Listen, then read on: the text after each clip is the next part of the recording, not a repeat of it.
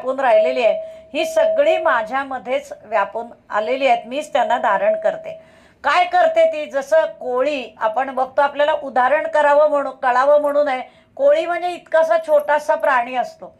ह्या छोट्याशा ह्याच्यामधनं तो मुखामधनं जाळं निर्माण करतो आणि शेवटी ते निर्माण करून त्याच्यात विहार करतो आणि शेवट ते सगळं गिळून टाकतो. तशी ती आदिशक्ती सांगते की मी सगळी सृष्टी निर्माण करते, तुम्ही त्याच्यामध्ये विहार करता आणि जेव्हा मला वाटतं त्यावेळेला मी माझ्यामध्ये ही सृष्टी सगळी विलीन करून घेते. म्हणजे त्या कोळ्यासारखंच करते, पण कोळी छोटासा आहे. आदिशक्ती या ब्रह्मांडातलं तिला जे जे नको वाटतं ते सगळं धारण करते. आठवा आता मराठवाड्यात आलेला पूर, इतका मोठा पूर आलाय ज्याने आयुष्यामध्ये पाणीच बघितलं नव्हतं. त्या ठिकाणी आता इतकं आपल्या अंगाच्या इतकं पाणी आणि गुरं जमिनी, गुरं वगैरे तर सोडा, आज ताईंचं पृथ्वी सूत्र तुम्ही